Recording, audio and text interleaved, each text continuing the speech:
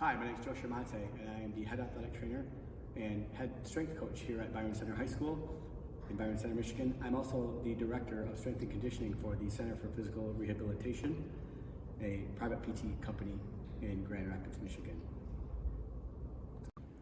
So my career journey, I started off in 1997 as a certified athletic trainer, and I still serve in that capacity. But maybe in 2011 or 12, I became a certified strength and conditioning specialist through the NSCA and began dealing with much more of the healthy athlete population instead of primarily the injured athlete population when they were coming off of rehab. I still feel like it's a valuable dual credential, if you will, being an athletic trainer and a strength coach, because I've seen both sides and I know how to transfer an injured athlete better off of coming from injury into back to return to their sport.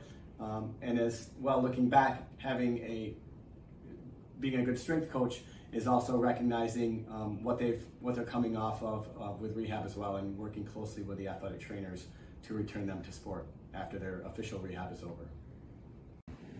I made the switch primarily because of the hours, and when I had a family, I was still able to cover some late night events in football games and basketball games and wrestling tournaments on the weekends. But being a family man and trying to be home after 6 o'clock for the kids became a little bit more important to me, and being a strength coach allowed me to do that as well. I think athletic training is a great job right out of school, and many people can continue on being athletic trainers late into their careers as well. But for me personally, that was the opportunity that I took when it came. So there are many different routes to becoming a strength coach, and one of them happens to be getting a degree in exercise science, or you could also have a physical education degree as well. You don't necessarily need a 4-year degree to become a fitness professional, but as a strength coach, to be certified by our different governing bodies like the ASCM or the NSCA, you'll have to have a 4-year degree for some of those different certifications. Many phys ed teachers are also strength coaches as well, and obviously they need a 4-year degree when it comes to doing that as well.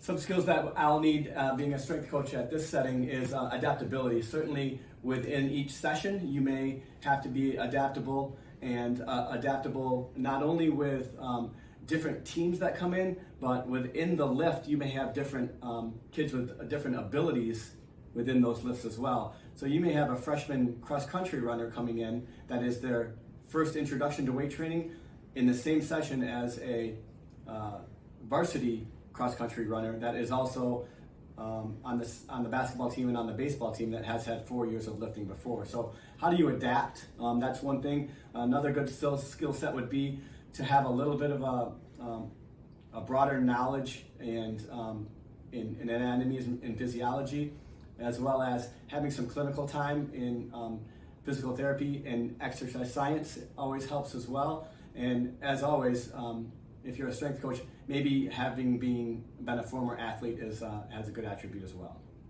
Also, something unique to a strength coach is typically they deal with more of the athletic population. I work with young athletes as young as 11, 12 years old. We have a middle school program. Obviously, we have a high school program here. It's something that I mentioned before that is up and coming. I think it's a good groundwork to get into. Having an exercise science degree can point you in a bunch of different directions as far as going into physical therapy or going into cardiac rehab or going into strength coaching as well. So there's a lot of different avenues to pursue having that basic degree. So I would encourage anyone that is thinking about being a strength coach to pursue what option they would want to go after their degree, and maybe look into the secondary schooling setting or even the private sector as well. So what I like about my job in particular is that I get to work with a normally healthy population of student athletes helping to make them more durable, stronger, more powerful, helping them move well, move strong, and move fast. That's the best part of the job that I have right now. Stop it. Another thing I like about working with this population and being a strength coach at a high school is it's an up and coming field. More and more high schools are understanding the importance of having a staffed strength and conditioning professional, similar to how athletic training was maybe 20 years ago. They find the value of having that person on staff to train their athletes on site, in their own weight room with their own teammates, and it creates a little bit of a culture as well.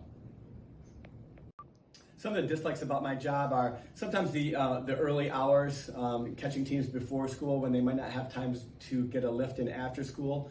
Some of the younger student athletes might not be able to make it out to practice after school by way of a bus, so we need to lift those athletes in the mornings. And sometimes in the evenings, we may stay a little bit later after practice to get some of those lifts in on time, especially in the team setting. So the average pay for a new graduate kind of depends. If you're going into a secondary school setting, you'll be paid as a first-year teacher, probably somewhere between $40,000 and $50,000, depending on the school district. And the same holds true to going into private practice, depending on how many clients you have, if you own your own business, or if you're working under somebody, building up your clientele to get paid a little bit more. So I would say the average start up for someone that's a strength coach is probably around $40,000.